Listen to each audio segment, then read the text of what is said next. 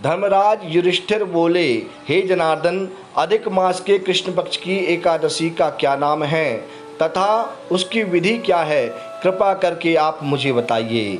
श्री भगवान बोले, हे राजन, अधिक मास में कृष्ण पक्ष में जो एकादशी आती है वह परमा एकादशी पुरुषोत्तमी कहलाती है और कमला एकादशी कहलाती है। वैसे तो प्रत्येक वर्ष 24 एकादशियाँ होती हैं। जब अधिक मास या मलमास आता है तब इनकी संख्या बढ़कर 26 हो जाती है। अधिक मास या मलमास को जोड़कर वर्ष में 26 एकादशियाँ होती हैं। अधिक मास में 2 एकादशियाँ होती हैं, जो पद्मिनी एकादशी शुक्ल पक्ष और परमा नाम की एकादशी कृष्ण पक्ष के नाम से जानी जाती है। ऐसे में भगवान श्री कृष्ण ने अर्जुन से कहा है। भगवान श्री कृष्ण ने अर्जुन को इस व्रत की कथा व विधि बताई है। काम्पिल्य नगरी में सुमेधा नामक एक ब्राह्मण अपनी पत्नी के साथ निवास करता था।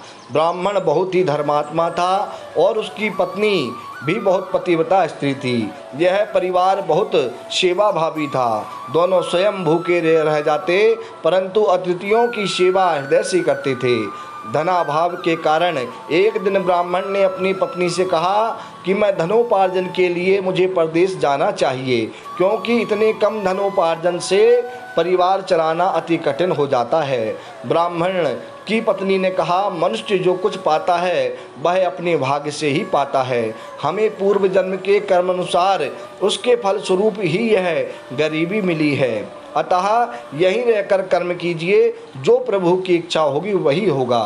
पत्नी की बात ब्राह्मण को जच गई और उसने परदेश जाने का विचार त्याग दिया। एक दिन संयोगवश कौंडिल्य ऋषि उधर से गुजर रहे थे, जो ब्राह्मण के घर पधारे। ऋषि कौंडिल्य को अपने घर पाकर दोनों अति प्रसन्न हुए। उन्होंने ऋषि की खूब भगत किया।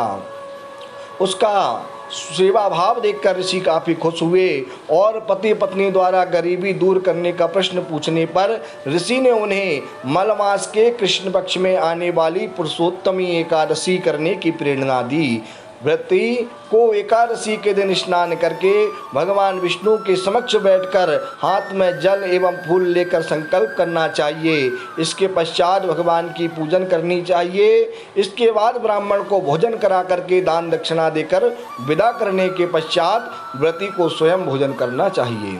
उन्होंने कहा कि इस एकादशी का व्रत को दोनों रखें। यह एकादशी का व्रत धन वैभव देती है तथा पापों का नाश कर उत्तम गति भी प्रदान करने वाली है।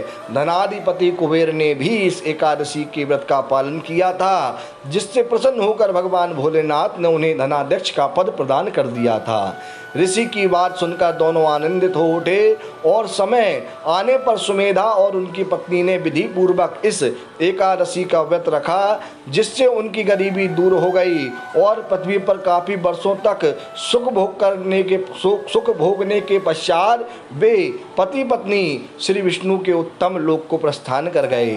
अतः हे नारद, जो मनुष्य विधि पूर्वक इस व्रत को करता है या इसकी कथा को कहता या श्रद्धा से सुनता है, भगवान विष्णु निश्चित ही उसका कल्याण करते हैं। यह एकादशी के व्रत के महात्म्य की कथा एवं जानकारी आप सभी को कैसी लगी, साथियों मुझे अवश्य बताएं। अधिक जानकारी के लिए आप हमारे चैनल पर जाकर के सभी प्रकार की तिथि या उनके महत्व, उनकी कथा के बारे में जानकारी प्राप्त कर सकते हैं। और अधिक जानकारी के लिए आप हमसे संपर्क करें।